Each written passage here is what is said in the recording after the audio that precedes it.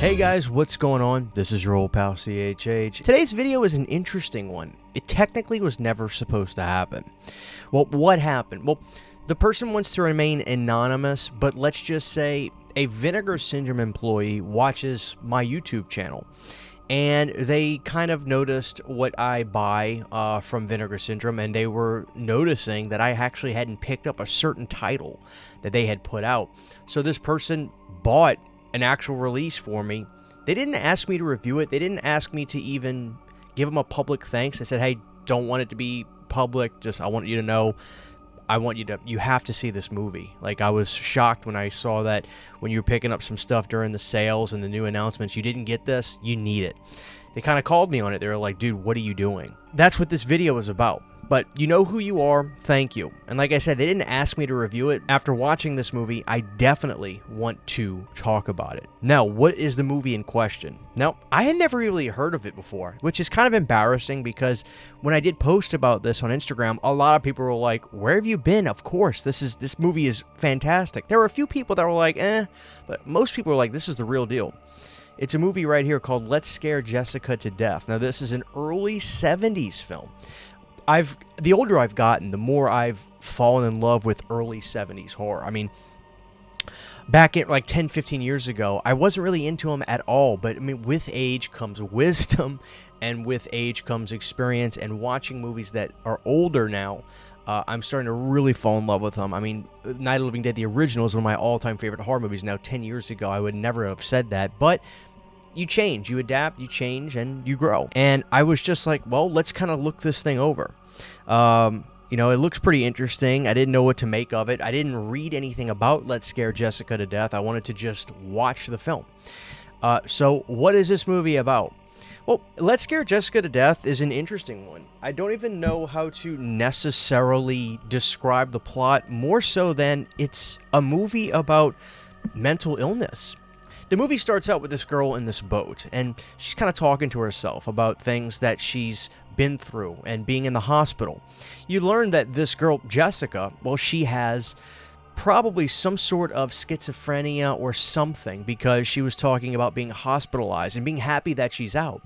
So she comes home, she's with her husband and her husband's close friend, and they're starting to live in this home deep inside the woods. Now, it's a nice home, everything seems fine, but there's this other woman that's in the house, and she's a squatter, more or less. But because this is the early 70s, of course, it's the peace and love. I think there's still a little bit of that hippie hangover from the 60s.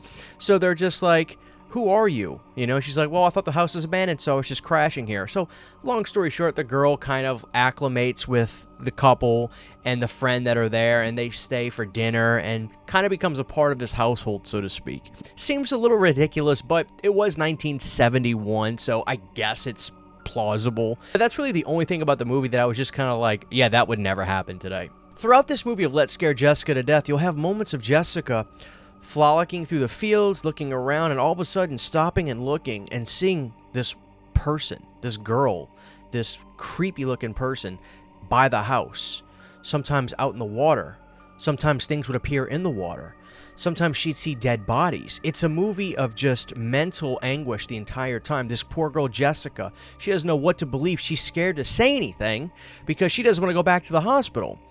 It is really an interesting film. There were moments in this that really got to me.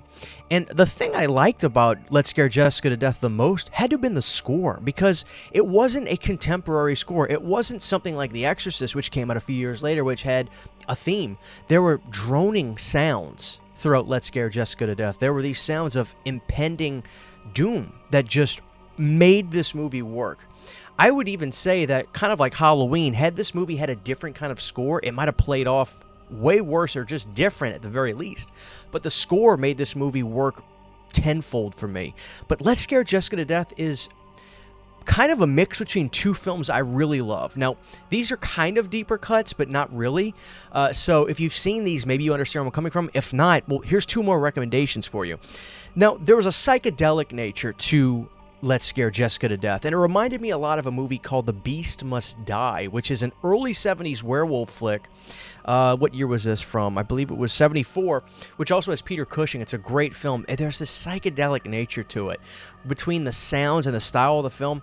And I really got that same sense. Now, they're close in years. That was, I believe, 71 or 2. This is 74. So that psychedelic nature of those sounds, the groove of the movie, it's like that reminded me of that movie. But it also had this truly haunting, spooky nature of a movie like The Haunting of Julia, which is an underrated gem. One of the best intros in any horror film I've ever seen. Truly disturbing. So, Let's Scare Jessica to Death, it was like the child of these two movies, despite the fact that I think Let's Scare Jessica to Death is older than both these movies. That's what it feels like.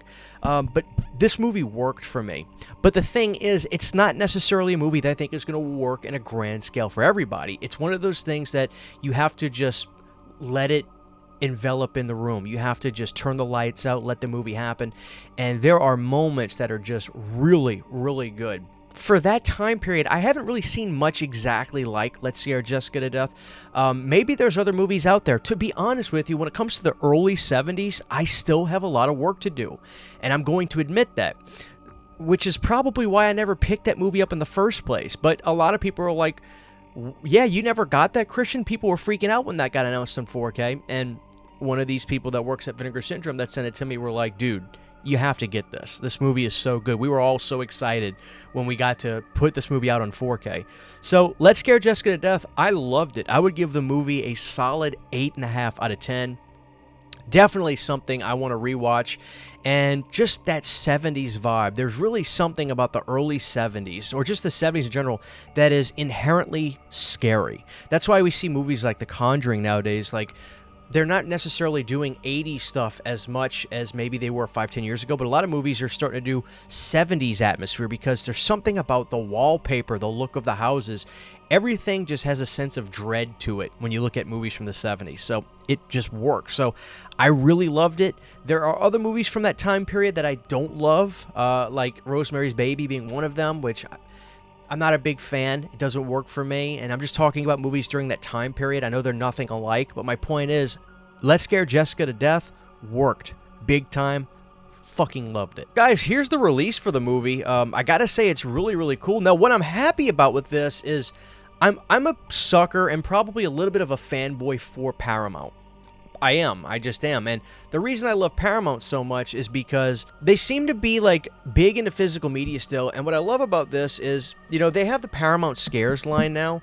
And I give them a lot of credit because instead of just like keeping titles to themselves and just kind of like not letting other companies get involved, I like that the Paramount Scares line is just saying, hey, let us become a part of the branding for titles that you guys are putting out that you license from us.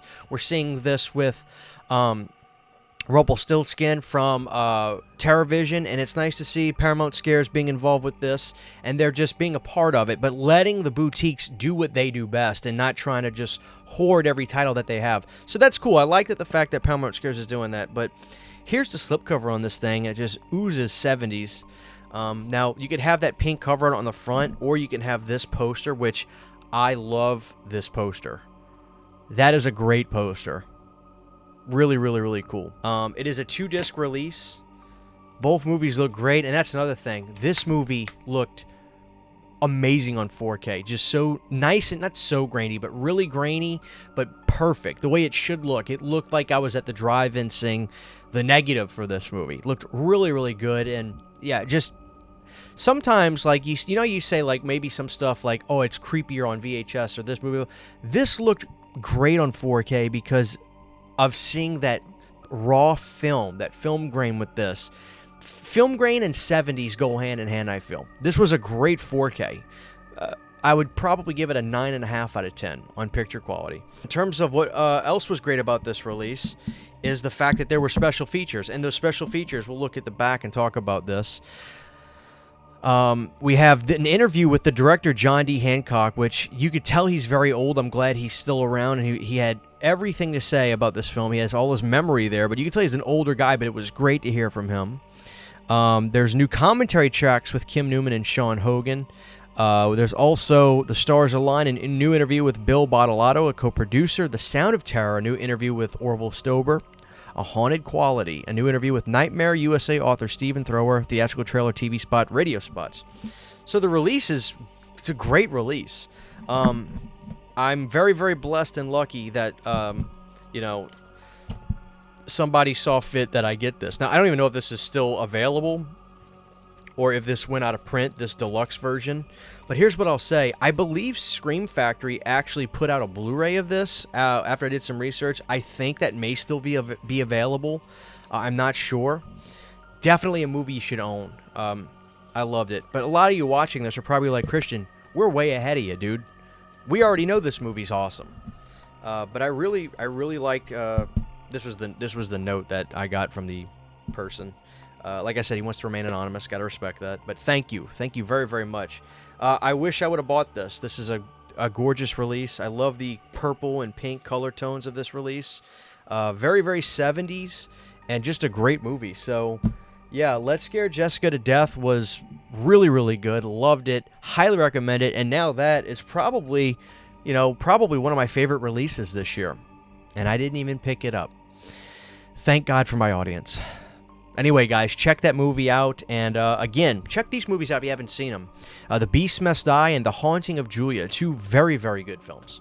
Thank you guys for watching, and I'll see y'all next time. Take care. Huge giant thank you to all of my Patreon supporters. Without you guys, this would not be possible. To get behind the scenes photos, videos, music, private live streams, and much more, you can subscribe to my Patreon for as little as $1 a month. Thank you to my patrons.